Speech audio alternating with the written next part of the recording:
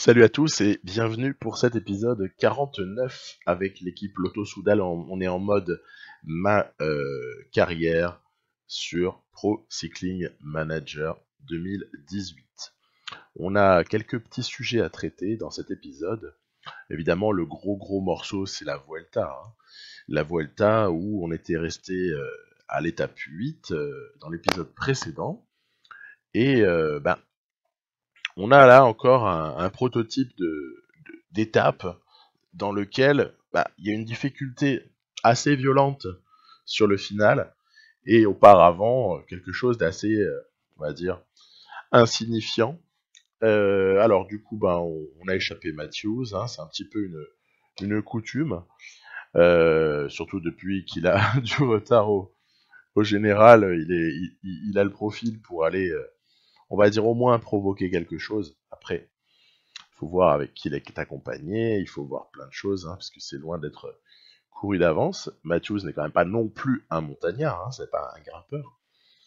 Et puis derrière, on voit que le peloton, il fait des petits tas là, il y a un embouteillage dans ce type de montée, il y a des embouteillages qui se produisent. Et puis je vais quand même essayer de rapprocher un petit peu mes leaders parce que devant Matthews peut-être peut jouer une carte d'une part, mais il y a peut-être aussi, vous avez vu les difficultés, c'est très pentu, hein, on est sur du... Quand c'est noir comme ça, la carte, c'est qu'on est au-delà des 10%. Puis là, c'est bien violent, quoi. Donc, voilà, on n'était pas surpris de voir les quick steps qui travaillaient pour Alaphilippe. Et puis nous, on va aussi essayer de travailler pour emmener, on va dire, le plus proche possible des premières places, Omen, ainsi que Timo Wellens. On voit que c'est sur cette étape-là une victoire pour Luis Leon Sanchez qui a été le seul de l'échappée à pouvoir résister à un retour du peloton. Puis derrière, voilà, hein, on a eu des favoris qui sont revenus. Il n'y a pas de casse particulière pour Omen et Wellens. Ils sont dans les cordes. Par contre, Bourgman a basculé un petit peu plus loin, mais bon, bref. Pas de drame. On est finalement sur quelque chose d'assez neutre. Les écarts très faibles subsistent. On est donc avec, hein, c'est quand même énorme, hein, 13 hommes à moins de 1 minute. En moins d'une minute, alors qu'on a fini 9 étapes de Vuelta. Donc c'est hyper serré. Alors c'est pas sur cette étape-là qu'on pressent que des écarts vont se nouer. Je vais là encore attaquer avec Michael Matthews.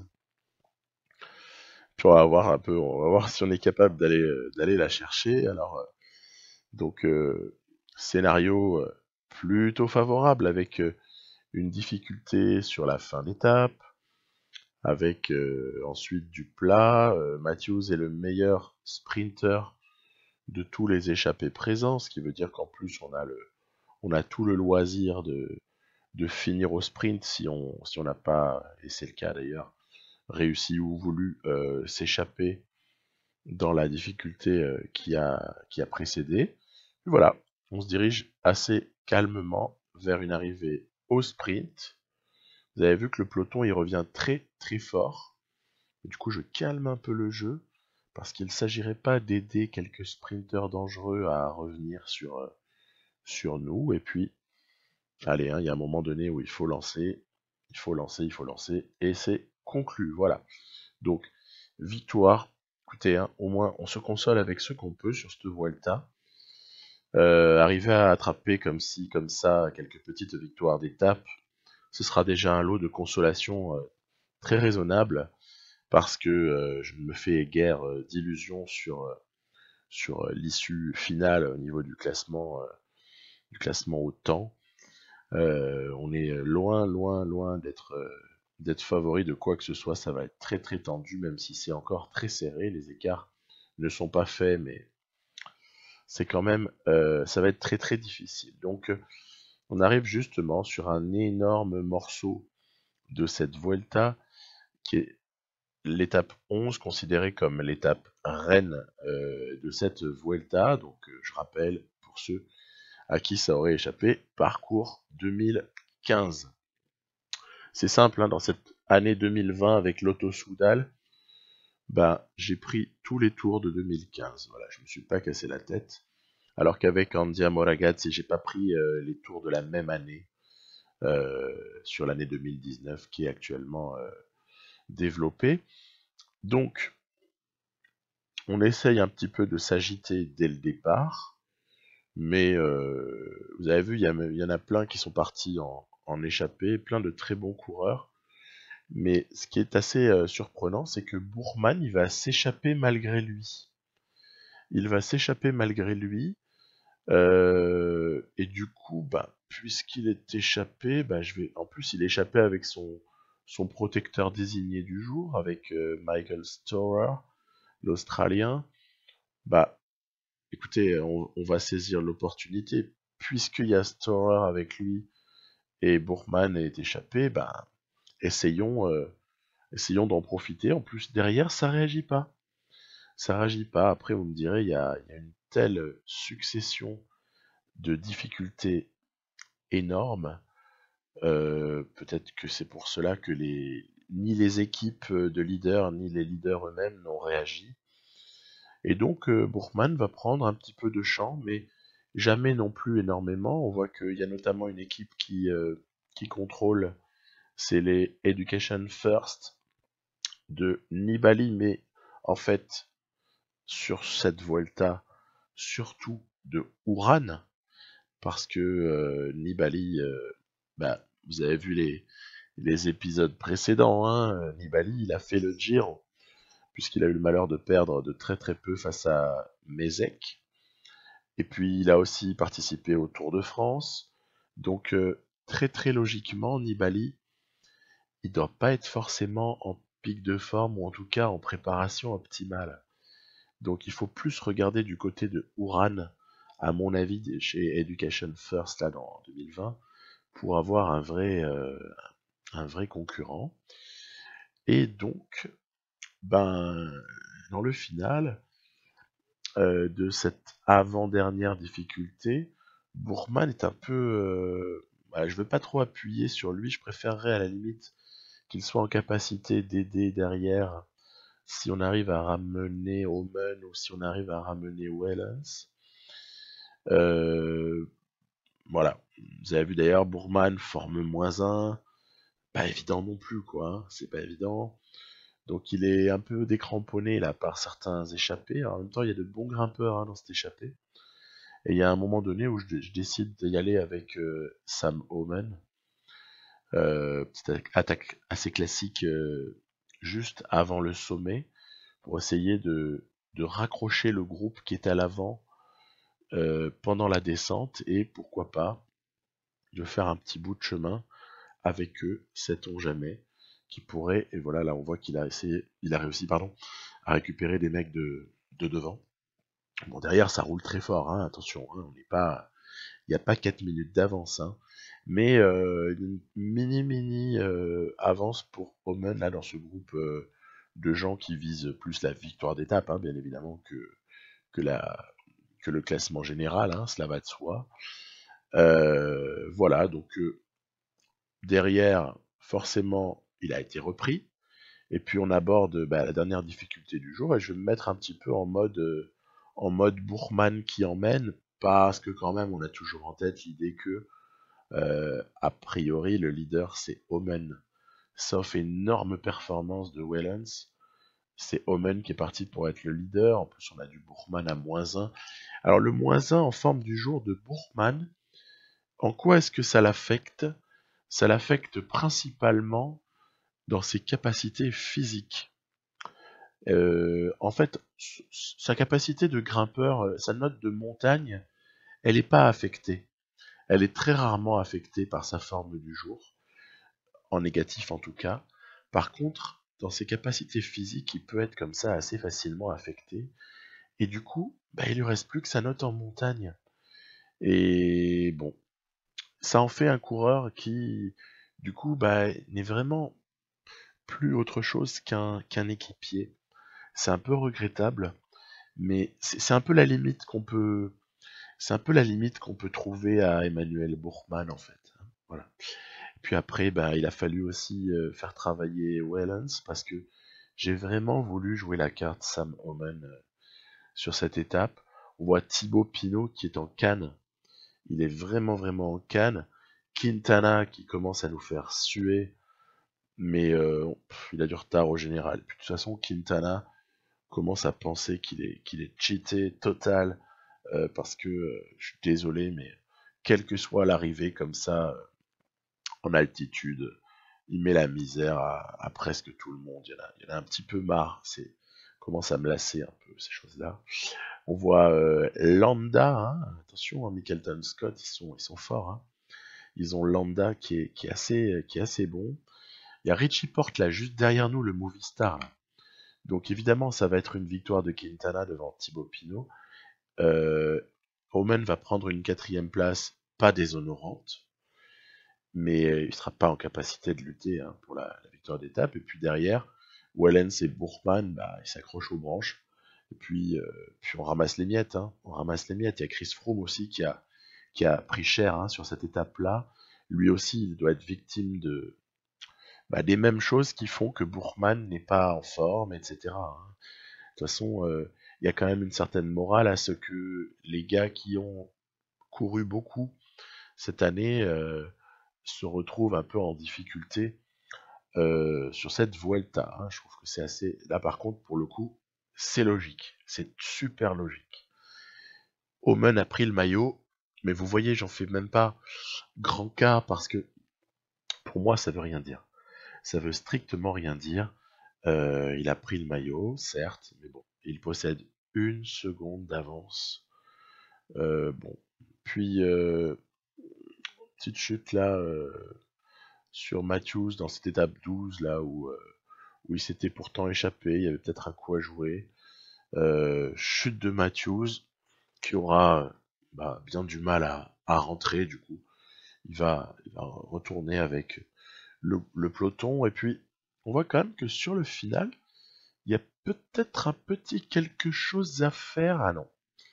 Non, non. Et non, on s'est heurté là par contre au sprinter de chez Sunweb, dans la partie en tout cas. Hein, quand je mentionne un coureur et une équipe, je parle en 2020 pour l'Auto-Soudal. Hein. Je ne prends pas à chaque fois la précaution de dire où était ce coureur à l'origine, ni même comment s'appelle sa femme, ni... hein, on s'en fout, hein. Voilà, on parle là, on est en 2020, on est l'Auto-Soudal.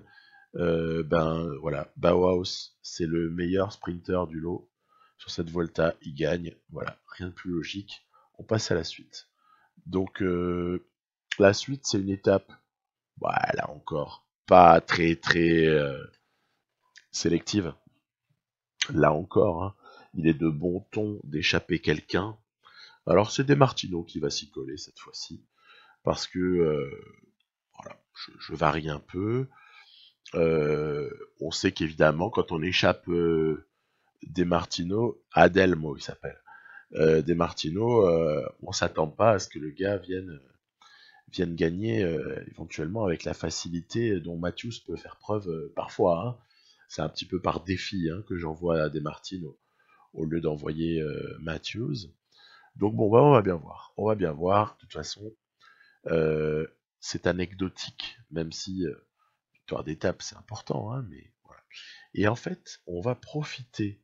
Vous avez vu, j'ai pris la roue de Tekle Manot, cet Éthiopien qui s'était signalé dans le Tour de France 2017, notamment, hein, parce qu'il y a d'autres fois où il a été sous le feu des projecteurs, et il commence à être un petit peu...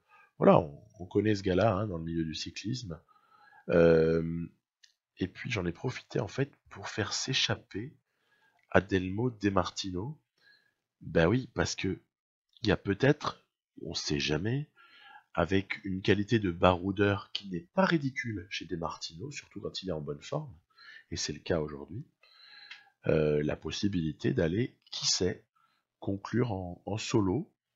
On n'est pas très très loin de l'arrivée, et puis l'arrivée, elle se situe après une grande descente. Donc Les descentes permettent de faire un gros effort et de ne pas être nécessairement récupéré par les poursuivants. Et puis, oui, bah oui, c'est bon. Desmartino, première victoire d'étape sur un grand tour pour ce coureur qu'on avait recruté, que j'avais pris parce qu'il avait l'air prometteur. C'est un puncher, hein, bien évidemment. Puncher, mais pas ridicule en montagne. C'est un coureur très jeune sur lequel je peux très sincèrement fonder des espoirs au niveau de sa participation à des tours comme ça et de son aide, du soutien qu'il pourra apporter à d'éventuels équipiers. Voilà. On va se faire une petite parenthèse dans cette Vuelta maintenant pour aborder quatre courses. Ben, allez, c'est plutôt rigolo, c'est un peu distrayant. Il y avait Québec, voilà. Je les ai regroupés, hein, évidemment, j'ai un tout petit peu triché avec la chronologie, parce que je veux pas faire un chassé-croisé permanent entre Vuelta et ceci, cela. J'ai tout regroupé. On commence par Québec. À Québec, on a une tête d'affiche qui est a priori Alberto Bettiol. J'ai emmené Degenkolb, mais le pauvre, il a beaucoup souffert de ses blessures et du coup il n'est pas préparé. Parce que sinon, à la limite, comme Degenkolb, c'est pas quelqu'un de mauvais en vallon, il aurait pu peut-être, en étant bien emmené, il pouvait peut-être le conclure, ce Québec. Toutefois, je vais l'utiliser du coup en leurre. On va l'envoyer, et puis derrière, évidemment, on sait que la contre-attaque, elle sera plutôt pour Hirschi, Van Endert et Bettiol. Hein, voilà. Donc on a quand même une équipe qui est pas ridicule, parce que ce sont de très bons coureurs. Van Endert va être le chargé d'emmener ses deux camarades, et puis Hirschi, donc, voilà, donc Van Endert là qui produit un effort, Hirschi qui a un trou à combler, parce que comme parfois, ben voilà, il y a des gens qui se sont intercalés. Allez, c'est parti, Hirschi va devoir emmener Alberto Bettiol pour aller essayer de sprinter et conclure cette classique de Québec. Aïe aïe aïe, vous voyez ce que je vois? Et oui, victoire de Haig, le puncher australien de chez Mickelton Scott. Très bon coureur, on l'avait déjà aperçu à quelques occasions dans cette aventure, l'Auto-Soudal, dans cette histoire. J'avais notamment souvenir de l'année 2018 où il était, mine de rien, présent dans le final du championnat du monde de Innsbruck. Et où Wellens s'était imposé, hein, bien évidemment. Voilà. Donc, bah, c'est pas grave, hein, victoire de Haig, moi je respecte, hein, ça fait plaisir. Victoire d'un beau puncher, d'un beau coureur. Bettiol fait deuxième, ma foi. Il n'y a pas mort d'homme. Et puis on est tout de suite parti à Montréal. À Montréal, comme ça n'est pas la même semaine, à cause du calendrier, on est en 2020, donc forcément les jours ont été décalés. Bref, Van Aert et Benoît sont de la partie. Ah, c'est pas pareil. Ouais, sauf que Van Aert, le pauvre, il s'est pété très rapidement, il y a eu chute, et il s'est fait, je vous le dis déjà, hein, ce sera comme ça, ce sera dit. On peut faire la croix, hein, sur la fin de saison pour Van Aert. Clavicule. Clavicule. Donc Van Aert, ben voilà. Les rêves de championnat du monde et d'éventuels tours de Lombardie.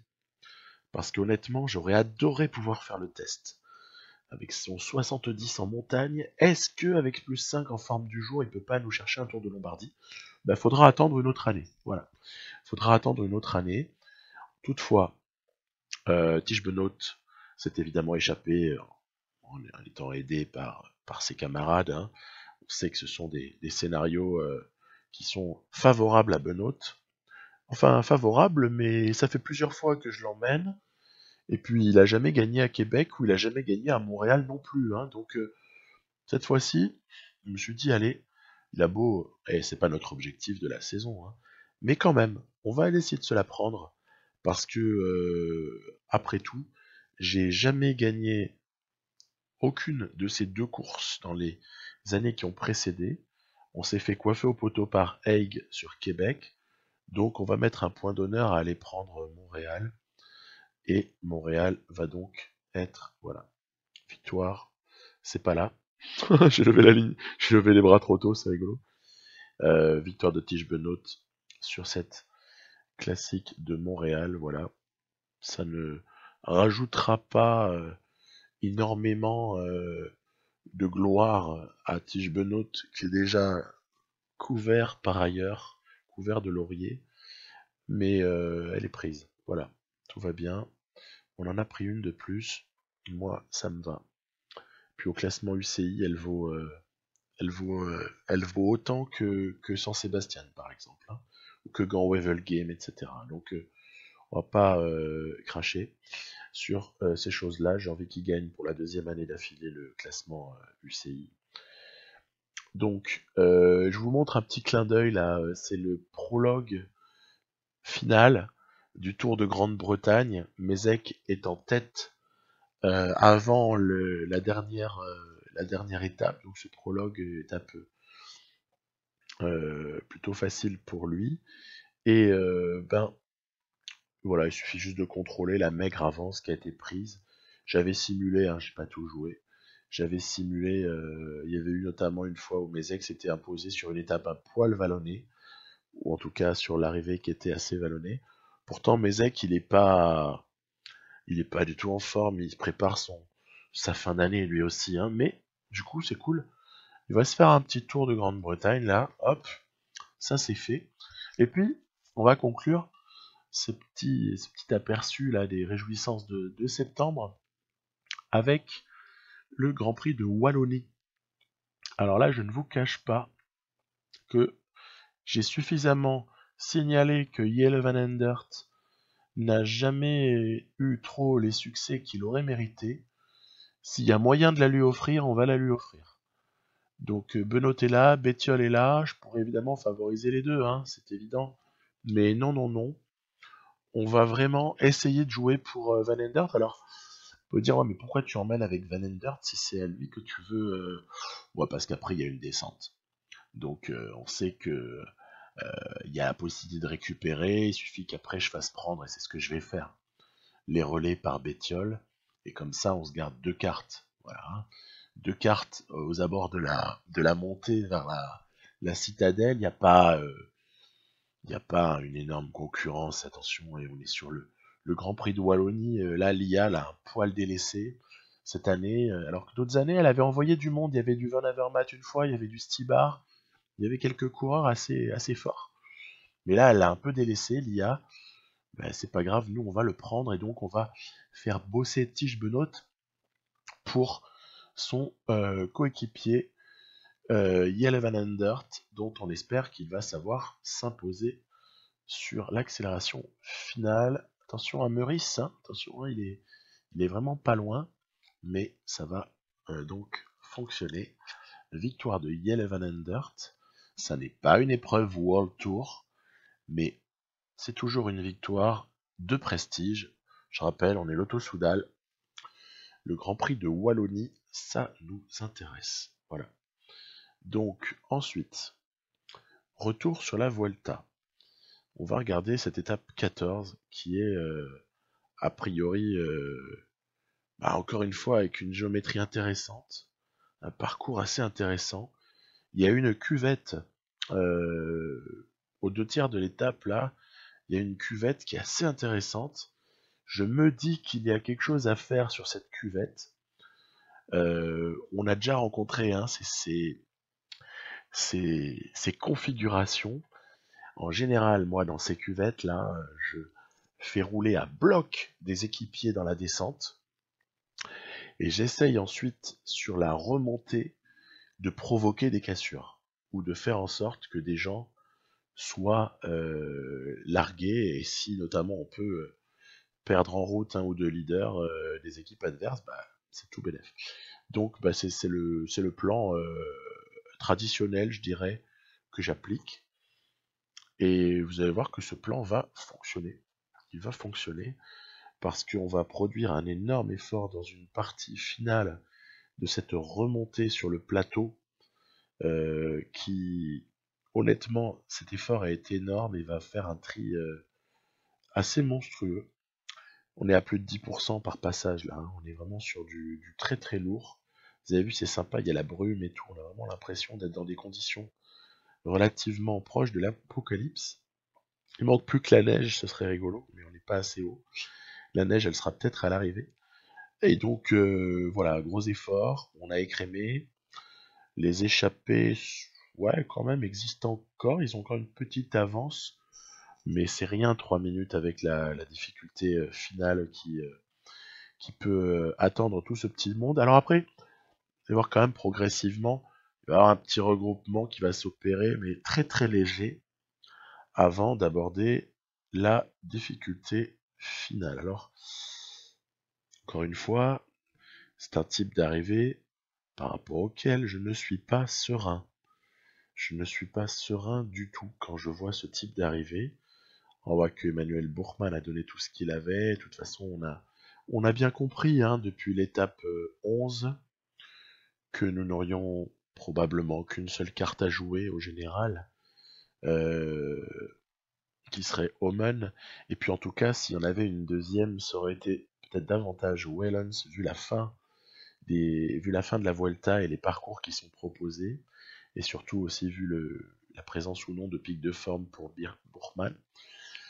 Euh, bon bref, on met tapis sur Omen, et donc on a fait bosser les autres, et puis vous voyez que malheureusement, je vais de nouveau me retrouver dans une situation de frustration avec Sam Omen. Pourquoi? Parce que il est entouré là de tous les leaders principaux, et en fait, si je le laisse en effort à 88, il se fait distancer. Je suis donc obligé, regardez, il redescend, et même il y a un trou qui se crée. Alors du coup, moi, ne voulant pas quand même subir une cassure de façon totalement débile, bah du coup je suis obligé de jouer un peu d'effort curseur, mais du coup je bouffe de la barre. Et puis bah, c'est comme d'habitude, hein, tout effort consenti peut être ensuite très très chèrement payé. Et puis on va pas évidemment faire exception à cette malheureuse vérité. Tom Dumoulin est une roue plutôt intéressante puisqu'il n'a pas une accélération phénoménale, donc je me dis qu'il va pas nous bouffer trop de barres. Ouais, mais sauf que Tom Dumoulin, lui, décroche. Il décroche par rapport, par exemple, à, on voit, il y a Landa, le Mickelton Scott qu'on aperçoit, il y a Uran, il y a également Thibaut Pinot, le FDJ, et on aperçoit également c'est Formolo qu'on voit le Boransgrohe. Omen est lâché, il a laissé passer Richie Porte, il a laissé passer Quintana, bref, je ferai pas de commentaires, commence à me casser les pieds lui, hein, franchement. Mais il a du retard au général, il gagnera pas.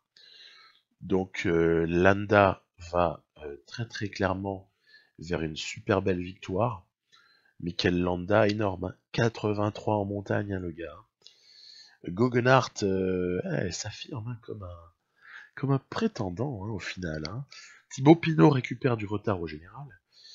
Uran se positionne. Porte se positionne. Froome est largué. Bref, il se passe pas mal de choses. Il s'en passe. Wellens a pris cher, ainsi que Bourgman. Bref, ça, c'est pas vraiment surprenant. Voilà. Donc, la morale de l'histoire, c'est que bah, on est de moins en moins bien au classement général. Quoi. Ça commence à devenir vraiment compliqué.